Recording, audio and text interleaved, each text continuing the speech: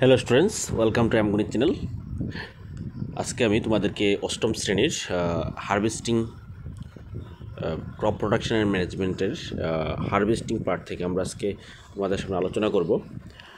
আজকের আলোচনার পরবর্তী সময় আমরা পরবর্তী ক্লাসে তোমাদের মাঝে আমরা এই ক্রপ প্রোডাকশন অ্যান্ড ম্যানেজমেন্ট থেকে যে সমস্ত কোশ্চেনগুলি হতে পারে সমস্ত কোশ্চেন আমরা তোমাদের সামনে তুলে ধরব।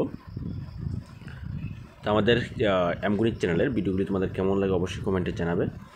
ভালো লাগলে বেশি বেশি লাইক এবং শেয়ার করে দেবে এবং চ্যানেলটি সাবস্ক্রাইব করে না থাকলে অবশ্যই চ্যানেলটি সাবস্ক্রাইব করে পাশে থাকবে। তো চলো শুরু করতে যাচ্ছি। আজকে আমাদের হারভেস্টিং থেকে আমরা শুরু করবো। আজকে হারভেস্টিং কী, এটা কীভাবে করা হয় সেগুলি নিয়ে আজকে আমরা আলোচনা করব। তো এখানে প্রথমেই লেখা আছে harvesting of a crop is an important task. The cutting of crops after it is mature is called harvesting. Harvesting একটি খুব গুরুত্বপূর্ণ আমাদের এগ্রিকালচারের মধ্যে, ক্রপ প্রোডাকশনের মধ্যে হারভেস্টিং একটি গুরুত্বপূর্ণ একটি খুবই ইম্পর্ট্যান্ট একটি পার্ট, যেটি বিভিন্ন the cutting of crop after it is mature is called harvesting. মানে আমাদের বিভিন্ন ক্রপগুলি ম্যাচিওর হওয়ার পর যে আমরা কাটার প্রসেসটাকে হারভেস্টিং বলা হয়। মানে ফসল তোলা যেটাকে বলা হয়, জমি থেকে ফসল তোলাকে বলা হয় harvesting. In harvesting, crops are pulled out or cut close the ground. It usually takes 3 to 4 months for a cereal crop to mature. Harvesting in our country is either done manually by sickle or by machine called harvester. আমাদের দেশে সাধারণত harvesting করা হয় সাধারণত সিকল অর্থাৎ কাঁচি দিয়ে অথবা বিভিন্ন মেশিন দিয়ে আমাদের বিভিন্ন ক্রপগুলিকে হারভেস্ট করা হয়, অর্থাৎ জমি থেকে ফসল কেটে তোলা হয়। এই জমি থেকে ফসল কেটে তোলা হলো harvest. In the harvested crops, the grain seed need to separate from the chaff. This process is called threshing. এই মানে ক্রপগুলি কাটার পরে হারভেস্ট করার পরে আমাদের এই শস্য এবং আমাদের যে ক্রপ গাছগুলি আছে, শস্য গাছগুলি আছে, সেই শস্য গাছগুলি থেকে শস্যগুলিকে আলাদা করতে হয়। সেই শস্য গাছগুলি থেকে শস্যকে আলাদা করার যে প্রসেস, সেই প্রসেসটাকে বলা হয় threshing. This is carried out with the help of machine called combine, which is in fact a harvester as well as a thresher. মানে আমাদের এই যে মেশিনের সাহায্যে যে হারভেস্ট করা হয়, মানে ফসল গাছ কাটার পর শস্য গাছ থেকে ফসলগুলিকে আলাদা করার জন্য যে মেশিন ব্যবহার করা হয়, this is carried out with the help of machine. যে মেশিনটা হেল্প নেওয়া হয় সেটাকে বলা হয় কম্বাইন। এটাকে কম্বাইন মেশিন বলা হয়। তো এটাকে খুব ইম্পর্টেন্ট কিন্তু, যে carried out with the help of machine called combine. এই থ্রেসিং অ্যান্ড হারভেস্টার একসাথে করা হয় এই কম্বাইন যে মেশিন দিয়ে, কম্বাইন মেশিন দিয়ে থ্রেসিং এবং হারভেস্ট দুটোটাই একসাথে করা যায়। Next,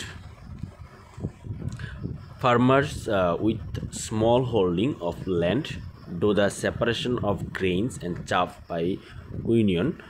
You have already studied this class 6 আমরা এটা পড়েছি। ফার্মাররা ছোট জমির মধ্যে শস্যগুলিকে চাপ থেকে আলাদা করার যে প্রসেসটা ইউজ করে সেটা হলো ইউনিয়ন, যেটা বাতাসের মাধ্যমে করা হয়ে থাকে। তারপরে আমাদের এখানে কিছু হারভেস্ট ফেস্টিভ্যাল দেওয়া আছে। Harvest festival, after 3 or 4 months of hard work, there comes the day of the harvest, the sight of golden fields of standing crops laden with grain fills the hearts of farmers with joy and season of well-being. The efforts of the past season have borne fruit, and it is time to relax and enjoy a little. The period of harvest is thus of great joy and happiness in all parts of India. Men and women celebrate it with great enthusiasm. Specialist festivals associated with the harvested season are Pongal, Boishaki, Holi, Diwali, Navayanna and Bihu. 3-4 মাসে প্রচুর hard work করার পরে আমাদের শস্যগুলি মানে জমির মধ্যে যে mature হয় সেই সিজনে যখন শস্যগুলি তোলা হয় তখন তাদের মধ্যে মানে কৃষকের মধ্যে খুব আনন্দ হয়। তখন সেই আনন্দে তাদের ম্যান এবং ওমেন বোথ মিলে কিছু উৎসবে মিলিত হয়, উৎসবে সামিল হয়। সেই উৎসবগুলি হলো এখানে পঙ্গল, বৈশাখী, হোলি, দেওয়ালি, এগুলি এই সমস্ত উৎসবে তারা বিভিন্ন সিজন ওয়াইজ মিলিত হয় যখন ক্রপগুলি তোলা হয়। তারপরে পরবর্তী সময় এগুলি তোলার পর, হারভেস্ট করার পর এবং থ্রেসিং করার পর আমাদের কী করতে হবে, এগুলি স্টোরেজ করতে হবে। তো স্টোরেজ করার আগে আমাদের কী করতে হবে, ভালো করে রোদে শুকিয়ে তারপরে এগুলিকে স্টোরেজ করা হয়। স্টোরেজ করে বিভিন্ন বড় বড় ফার্ম হাউস আছে, সেই ফার্ম হাউসের মধ্যে আমাদের শস্যগুলিকে স্টোর করে রাখা হয়, যাতে কোনো পোকামাকড় এগুলির মধ্যে না হতে পারে। Storage of produce is an important task if the harvested grains are to kept for longer time. মানে অনেক দিন এগুলিকে স্টোর করে রাখা যায়। স্টোর করে রাখার জন্য স্টোরেজ প্রসেসটা খুব ইম্পর্ট্যান্ট।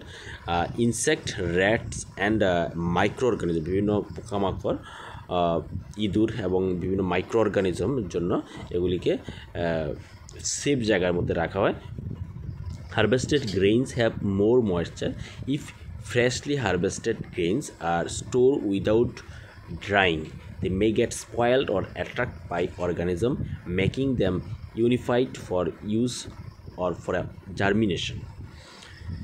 মানে আমাদের মানে যদি এগুলিকে ভালোভাবে স্টোর করা না হয়, মানে এগুলিকে ভালোভাবে ড্রাই করা না হয়, তাহলে এগুলি নষ্ট হয়ে যেতে পারে বা বিভিন্ন অর্গানিজম অ্যাটাক করতে পারে এবং germination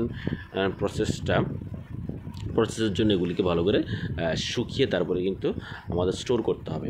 hence before storing them the grains are properly dried in the sun to reduce the moisture in them. আমাদের স্টোর করার আগে ভালো করে এটিকে কী করতে হবে, রোদে শুকিয়ে তাদের মধ্যে যে জলীয় ভাবটা সেটাকে কিন্তু সরাতে হবে, শুকাতে হবে সূর্যের আলোতে। This prevents the attack by insect, pest, bacteria and fungi. এগুলি শুকিয়ে নিলে কী হবে, বিভিন্ন পেস্ট, পোকামাকড়, ব্যাকটেরিয়া, ফাঙ্গি থেকে যে আক্রমণের যে প্রবণতাটা সেটা অনেকটাই কমে যাবে। তার জন্য এটাকে ভালো করে সূর্যের আলোতে শুকিয়ে নিতে হবে। পরবর্তীতে farmers store grains in jute bags or metallic bins and jute ব্যাগের মধ্যে ফার্মার এগুলিকে স্টোর করতে পারে। However large scale storage of grains is done in silos and granaries to protect them from pests like rats and insects. তাছাড়া বড় স্কেলের মধ্যে যারা বেশি পরিমাণ শস্য থাকে তাদের জন্য সিলস অ্যান্ড গ্রেনারিস প্রোটেক্ট করার জন্য এগুলির মধ্যে স্টোর করা হয়। মানে ফার্ম হাউস, বড় বড় ফার্ম হাউসের মধ্যে এগুলিকে স্টোর করে রাখা হয় বিভিন্ন পোকামাকড়ের হাত থেকে, যাতে এগুলিকে রক্ষা করা যায়।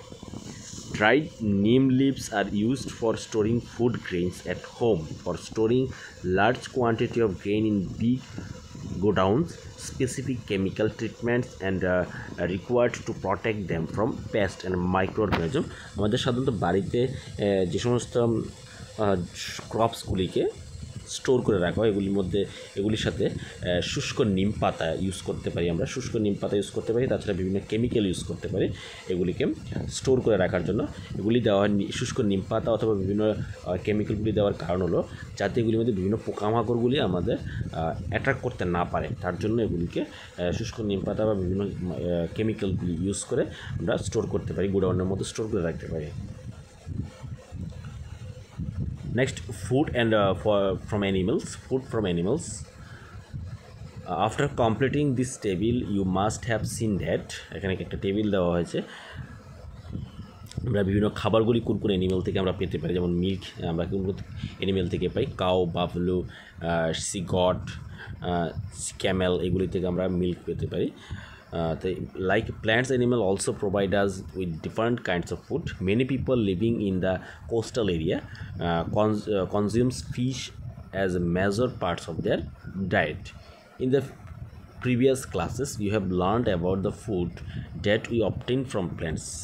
We have just seen that the process of crop production involves a number of steps like selection of seeds, sowing, etc. Similarly, animals reared at home in farms have to be provided with proper food, shelter and care. With this is done on a large scale. It's called animal husbandry. মানে আমাদের বিভিন্ন ক্রপগুলিকে crop মানে শস্য চাষ করার আগে কী করতে হয়, ক্রপগুলিকে ভালো করে আমাদের সিলেকশন করতে হয়, ভালো বীজ আনতে হবে, ভালো করে শুকিয়ে নিতে হবে, কারণ পরবর্তী সময় যদি আমরা ভালো বীজ না আনি, পরবর্তী সময় শস্য চাষ করলে এগুলি থেকে ভালো ফলন হবে না, আমাদের প্রোডাকশানটা ভালোভাবে আমরা পাবো না। তার জন্য আমরা বীজগুলিকে ভালোভাবে চয়েস করে নিতে হয়। একই রকমভাবে আমাদের বিভিন্ন অ্যানিমেলগুলি আমরা যে বাড়িতে বা ফার্মের মধ্যে আমরা প্রতিপালন করি, এগুলির জন্য সঠিক খাবার, সঠিক বাসস্থান, সঠিক যত্ন করা, এগুলি একটা বড় জায়গার মধ্যে যখন করা হয় তখন এটাকে আমরা বলি অ্যানিমেল হাজবেন্ড্রি। তো এই হলো আমাদের ক্রপ প্রোডাকশন অ্যান্ড ম্যানেজমেন্ট চ্যাপ্টারটি। আমরা সম্পূর্ণ চ্যাপ্টারটি আমরা আলোচনা করেছি, ছোটো ছোটো ভিডিওর মাধ্যমে তোমাদের সামনে আলোচনা করে তুলে ধরেছি তোমাদের সামনে। তো তোমাদের আশা করি তোমরা ভিডিওগুলি দেখতে পেয়েছো। যদি না দেখতে পাও তো অবশ্যই ক্লাস 8-এর প্লেলিস্টে গিয়ে তোমরা দেখে নিতে পারো। আমরা পরবর্তী সময় আমরা এটা থেকে কী কী প্রশ্ন হতে পারে, পরীক্ষার মধ্যে কী কী প্রশ্ন আসতে পারে, সমস্ত কোশ্চেন কিন্তু আমরা তুলে ধরবো। তো এখানে কি বিভিন্ন কিওয়ার্ডগুলি আছে, কিওয়ার্ডগুলি তোমরা একবার দেখে নেওয়ার চেষ্টা করবে। এখানে কিওয়ার্ড থেকে কিন্তু কোশ্চেন আসতে পারে পরীক্ষাতে, তাই তোমরা কিওয়ার্ডগুলি কিন্তু তোমরা দেখে নেবে। আমরা পরবর্তীতে খুব ইম্পর্টেন্ট কোশ্চেনটি, যে সমস্ত ইম্পর্টেন্ট কোশ্চেন আছে সেই ইম্পর্টেন্ট কোশ্চেনগুলি আমরা তুলে ধরবো। তার জন্য অবশ্যই চ্যানেলটিকে সাবস্ক্রাইব করে না থাকলে সাবস্ক্রাইব করে পাশে থাকবে। Thank you.